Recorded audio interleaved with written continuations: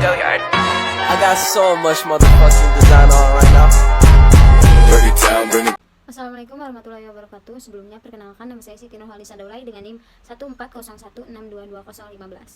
Di sini saya akan menjelaskan tentang 3 topik. Yang pertama yaitu ide-ide mendasar mengapa PPKN menjadi ada atau eksis. Pendidikan Pancasila dan Kewarganegaraan atau PPKN hadir dan eksis dengan tujuan untuk memberikan pemahaman yang mendalam tentang Pancasila sebagai ideologi negara dan kewarganegaraan kepada warga negara Indonesia. Yang pertama yaitu mempertahankan dan menguatkan ideologi negara. PPKN hadir untuk mempertahankan dan menguatkan Pancasila sebagai ideologi negara Indonesia. Pancasila merupakan dasar negara yang mengatur nilai-nilai, prinsip, dan tujuan negara. Yang kedua yaitu membangun identitas nasional. PPKN berperan dalam membangun identitas nasional yang kuat di kalangan warga negara Indonesia. Melalui pembelajaran PPKN, anak-anak diajarkan tentang sejarah, budaya, tradisi, dan kesatuan bangsa Indonesia.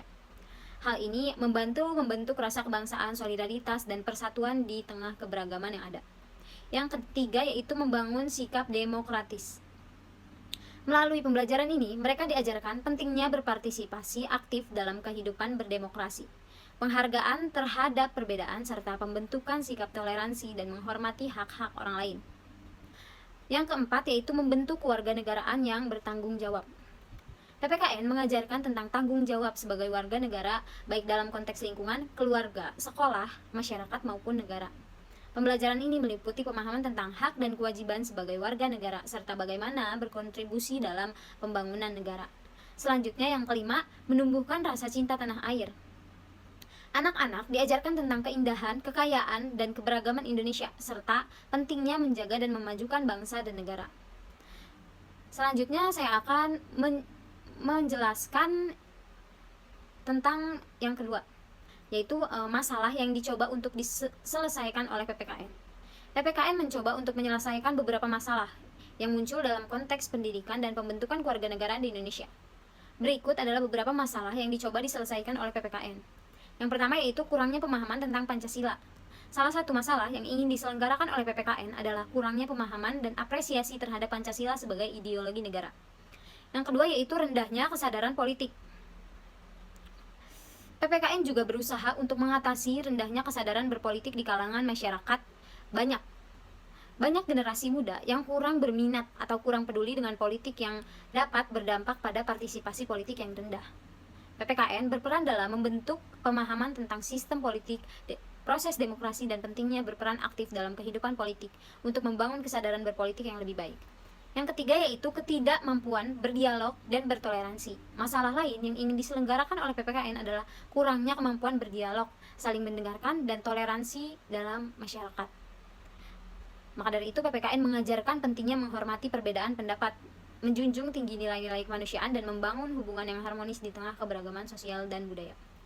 Selanjutnya yang keempat, rendahnya kesadaran kewarganegaraan.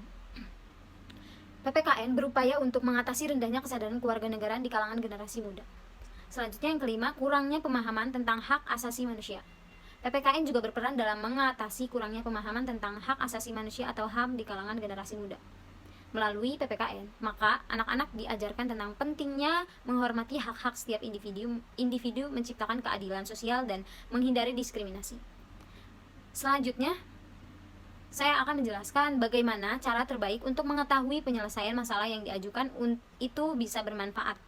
Untuk mengetahui penyelesaian masalah yang diajukan, ada beberapa langkah yang dapat diambil untuk memastikan bahwa solusi yang dihasilkan benar-benar bermanfaat.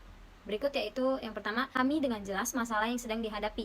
Sebelum mencari solusi, penting untuk benar-benar memahami masalah dengan baik. Yang kedua yaitu kumpulkan informasi dan lakukan riset. Dapatkan informasi sebanyak mungkin tentang masalah tersebut.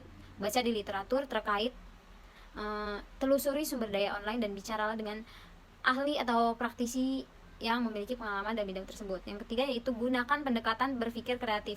Berpikir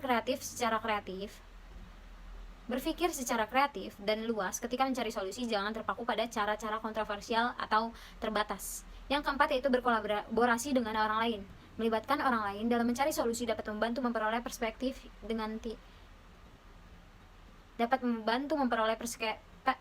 yang beragam. Yang kelima yaitu uji dan evaluasi solusi. Setelah mengidentifikasi solusi potensial, uji solusi tersebut dalam skala kecil atau dalam simulasi jika memungkinkan. Yang keenam yaitu pertimbangkan dampak jangka panjang. Saat mencari solusi, penting untuk mempertimbangkan dampak jangka panjang dari solusi tersebut. Yang ketujuh yaitu terus belajar dan beradaptasi. Penyelesaian masalah tidak berhenti setelah solusi ditemukan. Yang kedelapan, dengan mengikuti langkah ini, kalian dapat meningkatkan peluang untuk menemukan solusi yang benar, bermanfaat, dan efektif dalam menyelesaikan masalah yang dihadapi.